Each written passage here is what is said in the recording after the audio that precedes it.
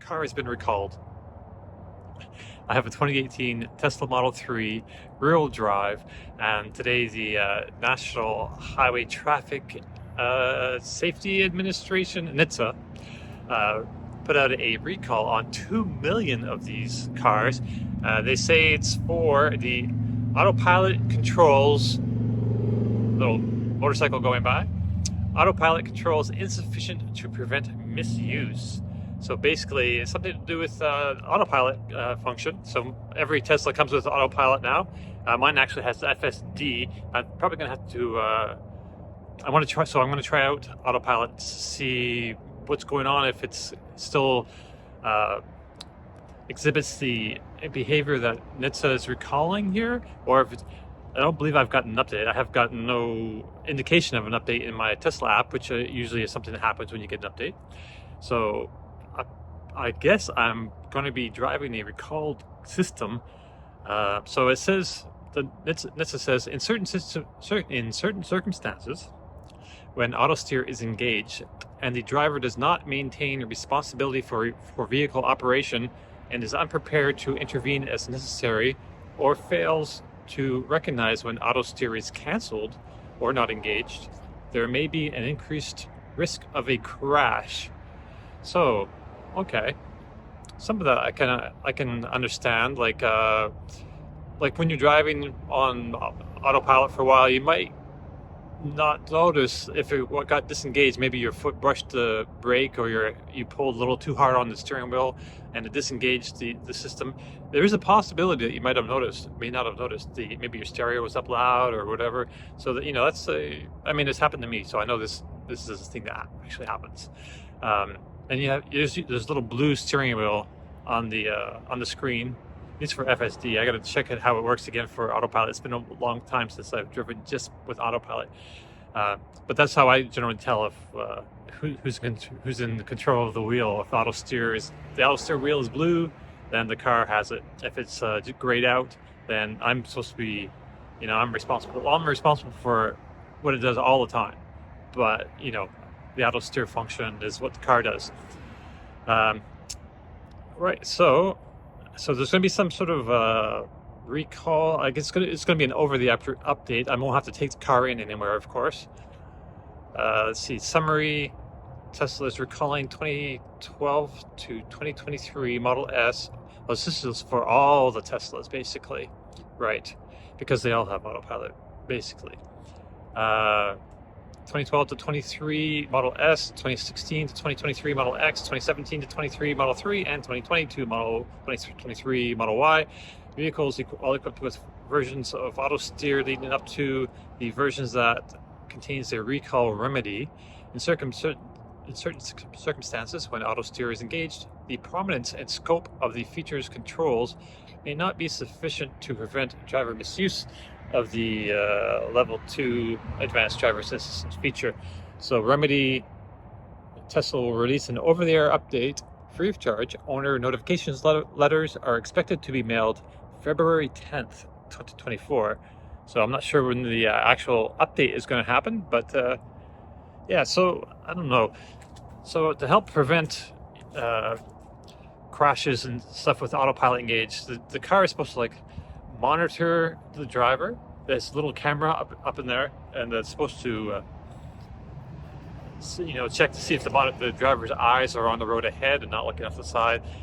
I don't think mine works very well. I've never gotten a warning. I think I might have gotten one, actually, that from the camera, that I'm not looking at the road, or I'm not paying attention to the road or something. So I have to go and make a run to the vet right now. I have to deliver this cat pee. Long story. But yeah, so I'm gonna maybe I'll get on the road where there's no other cars, and just to check, see if my in-car camera is going to prevent me from engaging or keeping autopilot engaged. So first things first, let's get in the car and get autopilot set up. All right, so I've brought up the autopilot screen here, and autopilot features: traffic aware cruise control, Autosteer Beta, and full self-driving Beta. I think what I want is Autosteer Beta. So I don't need navigate on autopilot, basically. I just want the very basic autopilot. Some blind spot warning, that's fine. All that stuff is fine. Obstacle aware acceleration. Yeah, so if you put it on just traffic aware cruise control, I think that takes away auto steer. So I'm just going to this one here. I put it on this originally, and then when I went over here, I had to agree to all these things with that had to do with auto steer, making sure that I recognize that I have legal responsibility to make sure my car gets to where it's going, like doing the make sure I'm in control. It's just an automated system that I have to monitor and control, be responsible for. All right, so let's get this P to the vet and see what happens here. All right, so we are recording, so let's back out of my garage without hitting anything.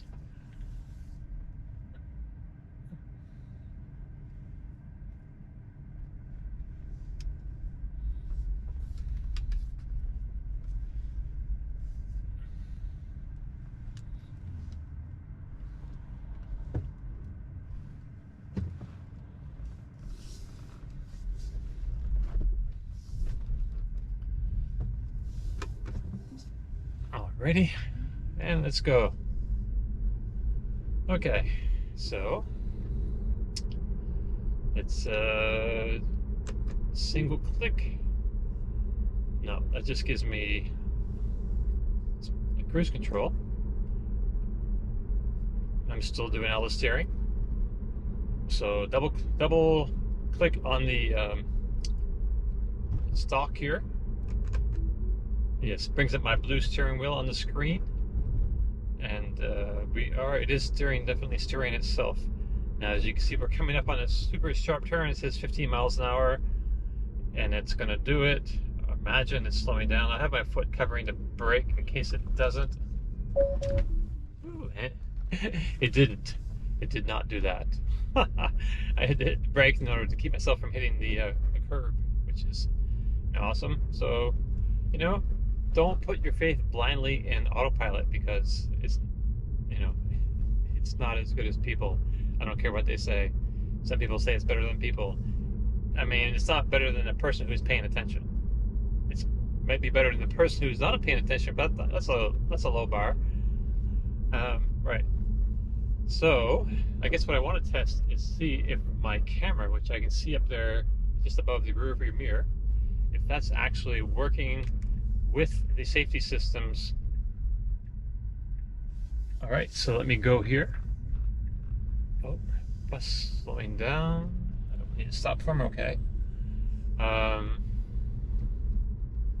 Okay, so I'm going straight. I will put on cruise control. Cruise control, but it says auto steer temporarily unavailable. It should be available. And there it goes. Okay, it's on now. It's bringing me up to my speed of 30 miles and it's slowing down for some reason, speeding up. Who knows? So part of the ding against autopilot is that people, have great results with it, and so become complacent that it's doing a good job driving. But man, I don't know how people can, come to that sort of conclusion that it's doing fine, because already this short little bit of a trip, it's already screwed up a couple things here. So right, so let's just do a really quick test. Okay, there's cars coming here now, so I cannot do this testing thing. I am getting nags. It's asking me to apply force to the steering wheel.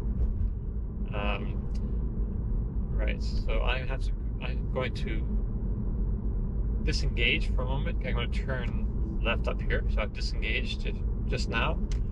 Turn on my turn signal, and I will turn left on this little side street, and the way will be clear here in a second. All right, turning on autopilot. So we're autopiloting. The car is driving itself, except I have to be in control, so it's not really driving itself. I am driving the car with an automated system. All right, So does this camera work? See,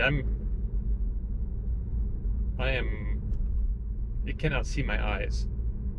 Okay, this car's coming here. Oh, Ionic 5, yes, nice.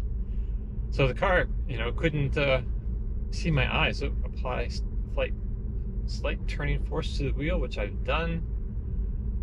But yeah, so I can cover that up. Let me just cover that camera up completely with my finger here, my hand. So the camera cannot see my face at all. See, and it really should apply slight turning force to the steering wheel. It really should be dinging me for not looking at the road or not being able to tell if I'm looking at the road or not. So putting on the brakes, I'm disengaged it now. So this might be what part of the over-the-air update will be, to actually, activate this camera system. I feel like there's going to be other things too, maybe more frequent nags, which, I think it nags pretty freaking awesome, or often right now. I don't really want to see more nags. It's just, as a driver, it's like annoying. Plus, Tesla's implementation of canceling the nag is, you pull on the steering wheel or adjust the volume control or something. I'd rather just, be touching the wheel and have it, know that I'm touching the wheel. Not that I have to, put some amount of force on it, but it is what it is. That's what we have to work with. Okay, I'm arriving at the vet now. Got my pee, or my cat's pee. It's part of his wellness panel. He had a checkup last week and they couldn't get a sample, so we had to collect it at home, which was interesting to say the least. But anyway, here we are, and yeah, I'll sum up in a bit. All right, I'll turn you all back on here, and I just had an idea. I think I will give y'all a taste of the full self-driving. How it is now. I do a regular full self-driving videos on a test loop that I have. Oh, this is interesting. This is a Japanese import. Steering wheel on the wrong side. Nice little K car. What is that? Missed it. I love K cars from Japan. So cute. Anyway, okay. Yeah, so I wanted to show you full self-driving. Right, I do a regular full self-driving videos when there's updates. I have a loop in town, but I call it the Loop Drive Lecture with Dominic. Acronym Loop. And yeah, so we run it through that every time there's an update, and it generally falls on its face. It does some phantom braking generally, and it has issues with traffic circles and this and that, overhead yellow lights. But anyway, this part of the route, this part of my drive back home has none of that kind of stuff. But it does have that really sharp turn that it failed to negotiate on Autopilot. And so now I'm going to navigate to home on full FSD, which means it will go over that same little bit of road again, but with the car completely handling everything and navigating itself to my house. And we'll see if it's any better. I kind of hope it would be, because it can't really get much worse. All right. Let's see. Okay, let's just turn on full self-driving now. Oh, and then we'll navigate to home. So this is kind of neat. You just have to navigate to home, you just have to put your finger on the navigate thing on the screen and slide to the right, and it automatically, that's the automatic navigation to your home. And that's what it's doing now. And it looks like it's going the right way. You could take a different left-hand turn and not hit that crazy 90-degree turn, but it looks like we're going that way, which is good. 1,000 feet, turn left onto Nugget Lane. Okay. And I've just got another nag there to make sure I was in control. It asked me to put turning force on the steering wheel. Apply slight turning force to the steering wheel. So it's got the turn signal on. There is a pedestrian in the crosswalk. My foot is covering the brake, and now it's making the turn. Okay, so it handled that successfully, not very gracefully. I detect style points for that, really.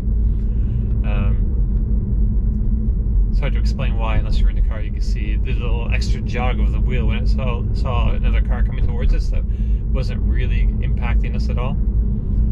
Okay, we're approaching this turn up ahead. So this is the big 90-degree turn that it failed on coming from the other direction. And let's see, slowing. Limiting max speed for road type. Okay, I've never seen that. And it's going around the turn with no problem. All right. So FSD apparently drives better than Autopilot on tight city situations. That was a 90-degree turn without a stop. Oh. So that was kind of neat. So there's people parked along the side of the road here, and that one car, it kind of like on FSD kind of took the car out of the regular path across the double yellow line a little bit. 500 feet, your destination will be on the right. So it could negotiate a turn.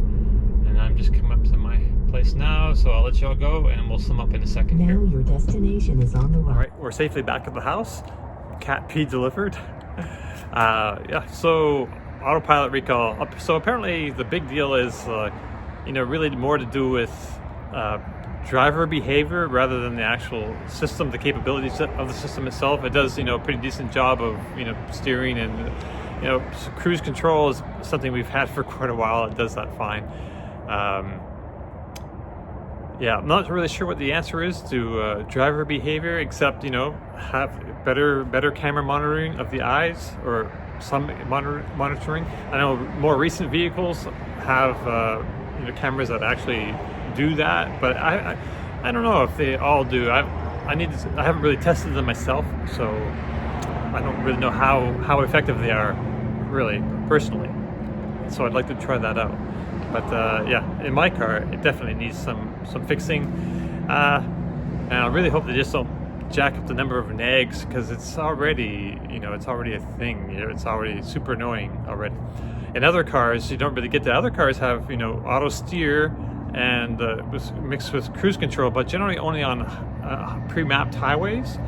And those systems actually are advertised as hands-free, which I personally have a problem. I think, your hands need to be on the wheel all times if you're responsible for your car. And if your hands aren't on the wheel and something, happens, stuff happens, wheels come off of trucks on the highway and you need to evade quickly. And if your hands aren't on the wheel, that's just a fraction of a second, that leaves you open for, injury or crash or whatever. So anyway, that's beside the point. So other brands, right? They're usable on the highways that are pre-mapped, and they do monitor your eyes pretty well. So those systems work pretty well, and they haven't really been dinged by NHTSA as far as I can, off the top of my mind. So yeah, I guess we'll just have to see where this goes, and we'll make another video about it when we find out, and once they correct their car and see, if they've at least addressed the driver inattention situation. All right, ciao for now. We'll see you on the next one. Bye-bye.